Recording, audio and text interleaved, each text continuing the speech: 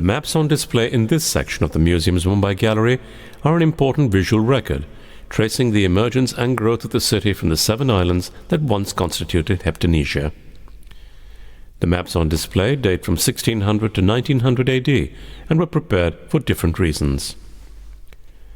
Second from right is the French plan of Bombay Fort, 1758. This detailed map was probably created by the French in an attempt to invade and capture Bombay from the East India Company. If you look closely at the map, you can see the ramparts or walls of the Bombay Fort and even identify the Bombay Castle. Walk around to the rear of the showcase and there is another French plan from 1767. It is the third map from the right and an indication of the continued interest the French had in Bombay.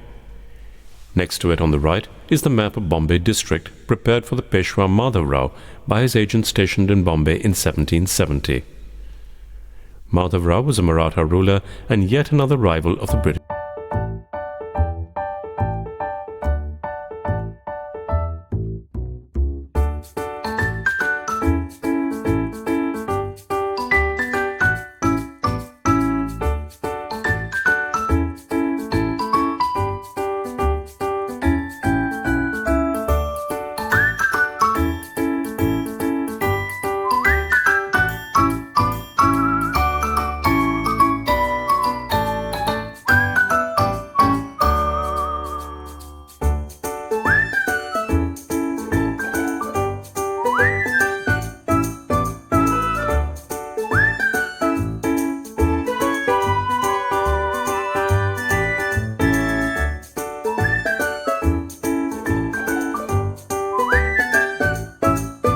Traditional Indian music has two main categories, classical and folk. Classical music is further divided into Hindustani classical and Carnatic music, each having separate gharanas or schools. Classical music is either vocal or instrumental, while folk music is primarily songs. Indian classical dance forms have originated from the temples, while the folk dances are more rooted in the day-to-day living of people. The two showcases in this section, in front of you and to your right, display a selection of musical instruments and models of musicians and dancers related to folk music from Maharashtra. At the bottom of the showcase of musical instruments in front of you is the tambura. It resembles the sitar. It is a 4-stringed instrument which accompanies the vocalist.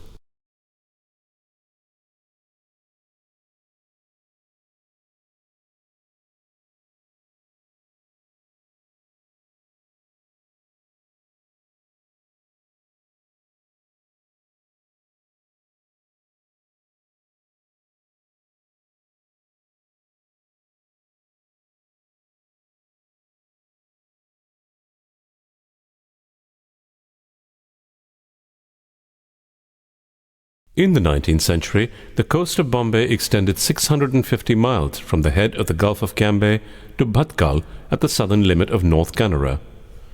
All types of boats and ships could be seen along the western coast of India, and Mumbai's harbour was particularly picturesque. Ships were built along the Indian coastline much before the arrival of the Europeans. The important dockyards were at Masulipattam in the south and Surat in the north. However, from 1735, more ships began to be built in the dockyard in Bombay, since it was bigger than the others and had better facilities. The master builders at the Bombay dockyard were the Wadias, who were originally from Surat.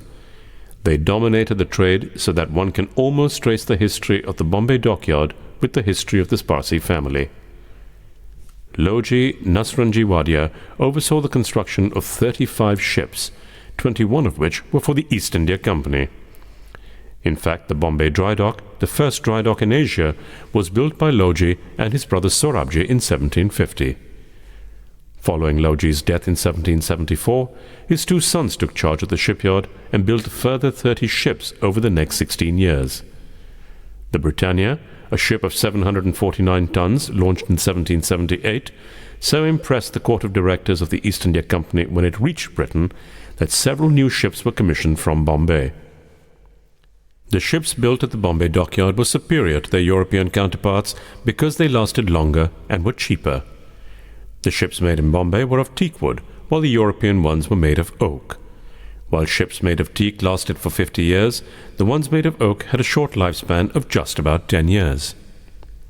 The native craft of building ships in Bombay produced both seagoing and harbour vessels. Seagoing vessels engaged in the long-distance trade, undertaking voyages to the coast of Malabar, the Persian Gulf, ports of Arabia, Aden, and Zanzibar. They were known as Baglas Potias, Puttemaris, and Batelas. The harbour boats were used to ferry passengers and carry cargo between Bombay and the adjacent parts of the mainland, such as Karanjia, Rewas, Panvel, and Thana. Fishing boats were also included in the harbour vessels. These are the machwas, pades, jolly boats, and tonis. Walk to the center of the first boat's case and study the main ship on display there. This is the galbat. Galbats are one-mast ships with a vast lateen sail spreading along the yard. The term galbat is used for large foreign vessels such as English ships and steamers. It comes from the 19th century galivat or warboat, which was a large rowboat of 70 tons with one main and one small mast. Now look for the machwan. The term machwa comes from the Sanskrit term matsyava, meaning a fish carrier. It is also a general term in Gujarat for small craft of 1.5 to 10 tons. Machwa is a harbour craft, lightly built. There are several varieties of machwas, such as fishing machwas, cargo machwas, and machwas that ferry passengers. Look at the model of the hodi. A hodi is 22 to 40 feet in length.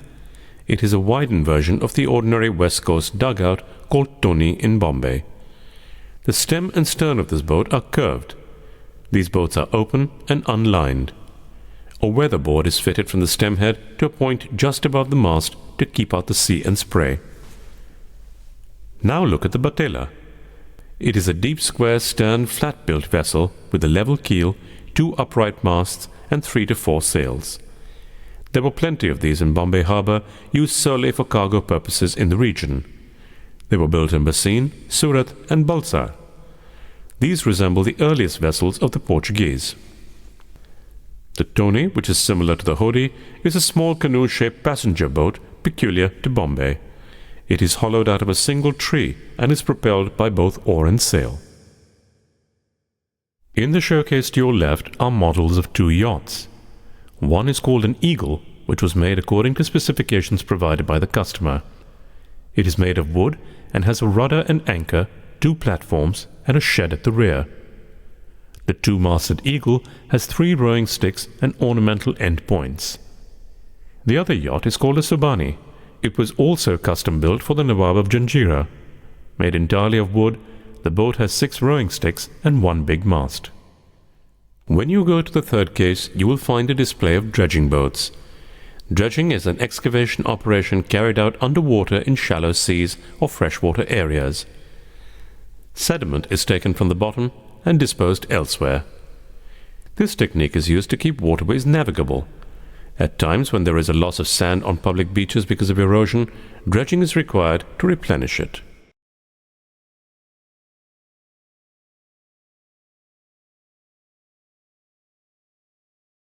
In the display before you are clay models of the diverse Indian regiments of the British Indian Army. They are an important visual record and source for the study of the military history of that period. Look at the soldiers standing proudly or sitting upright on horseback. You can tell their rank and regiment by the insignia on their uniforms. Warfare was a serious business, and there was much glamour and pageantry attached to a career in the army, as the paintings in the display reveal.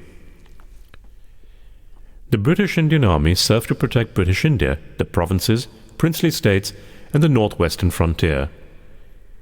This army even supported Britain in the 2 world wars.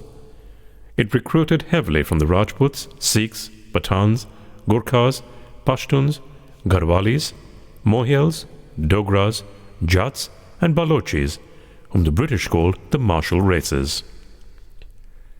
The Sikhs and Gurkhas were especially considered born soldiers and the best fighters. The regiments were organized by community, and each one was allowed to retain their traditional attire and other community markings. As a result, the Indian regiments in uniform were colorful and striking to look at. Notice the varied style of headdresses worn by members of the different regiments. An army division consisted of 3 brigades, each with 4 battalions. 3 battalions were Indian and 1 British. After the First World War, Indians began to be promoted to high rank. Indian officers in the infantry were termed as subadars and in the cavalry as risladars, while both arms had jamadars as well. Sergeants were called daftardars in the cavalry or havaldars in the infantry, and corporals were known as nayaks. Post-independence, the Indian Army has retained these ranks.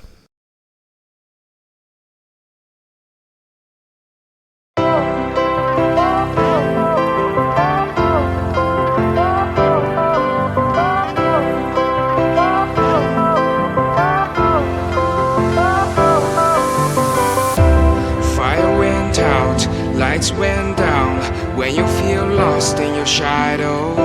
Don't feel alone, don't scream so loud. We are living in this cruel world. Broken but strong, gotta move on.